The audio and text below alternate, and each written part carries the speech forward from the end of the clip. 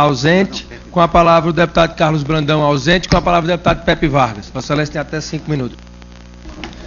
Senhor presidente, senhores deputados, prezados ministros,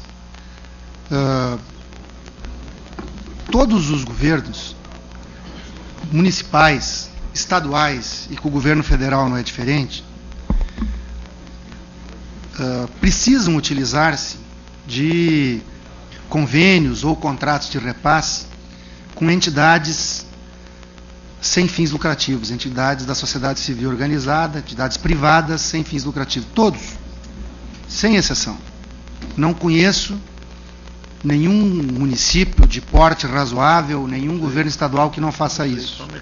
Aliás, a legislação que trata sobre organizações sociais, a legislação que trata de OCIPs, foram legislações votadas nos governos da oposição e patrocinadas pelo governo da atual oposição. Portanto, aqui foi feita uma explanação, tanto pelo ministro Jorge Hage, explanação que o ministro fez, as falas do ministro Gilberto Carvalho, do ministro Manuel Dias, que trataram objetivamente das virtudes desse modelo, mas também não se furtaram de colocar os problemas que existem e que exigem aperfeiçoamento, seja dos órgãos de controle interno ou externo, seja da própria legislação. Eu acho, presidente Hugo Mota, que Vossa Excelência, que vem dirigindo a comissão com muita competência e democracia, que essa comissão poderia dar uma grande contribuição ao país, nos debruçando sobre a proposta de legislação que trata e que visa aperfeiçoar o relacionamento dos governos com entidades não governamentais. Acho que é esta a grande contribuição que essa comissão pode dar. Eu acho que se nós sairmos desse debate de hoje com este propósito de fazer um debate específico sobre essa legislação, nós teremos ganho o dia. Se a gente não fizer isso, nós teremos perdido alguns pares de horas aqui, né? Tudo bem que o parlamento e a democracia envolve o conflito, envolve a divergência, envolve o contraditório, isso faz parte e é da natureza dos processos democráticos. Portanto, às vezes, com todo o respeito que eu tenho aos parlamentares da oposição, a gente vê aqui alguns exageros. Faz parte da disputa e do ano que nós estamos vivendo, né? Veja bem, vamos pegar o tema da Petrobras. A Petrobras hoje tem um patrimônio muito superior ao patrimônio que tinha 10 ou 15 anos atrás. 4 vezes mais, ou, se eu não me engano, muito mais do que 4 vezes o patrimônio da Petrobras. Aliás, e só tem esse patrimônio porque nós, o atual governo, as forças que defendem o atual governo, a salvaram da privatização que a atual oposição queria patrocinar. Todo mundo lembra aqui da Petrobras, né?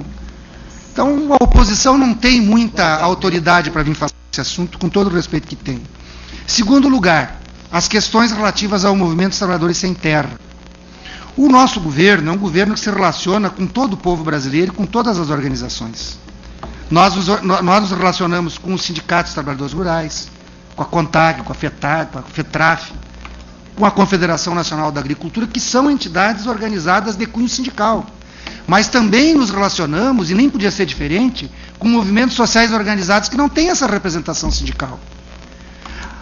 O que aconteceu na frente do Palácio do Planalto, naquele dia da manifestação do MST, só não transbordou, porque eventualmente numa violência maior, porque ali tinha um movimento que tem direção, tem coordenação política, tem pauta de reivindicação e tem disposição de dialogar com as forças institucionais desse país.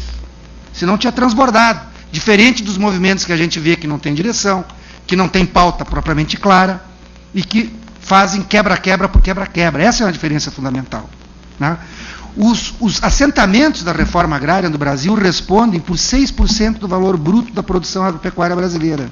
Isso é dado do IBGE, não é dado meu, né? 6% do valor bruto da produção agropecuária. Isso que eu estou falando de um país que tem uma agricultura pujante que responde por alguma coisa entre 25% e 30% do PIB. Mas 6% do valor bruto da produção agropecuária é dos assentamentos da reforma agrária. O ministro Gilberto Carvalho fez referência a isso, inclusive, na sua fala. E hoje nós temos um campo muito mais pacificado do que há alguns anos atrás. Não sei se os senhores sabem, o ano passado, o ano de 2013, foi o ano que nós tivemos o menor número de ocupações de terra nos últimos 10 anos da história desse país.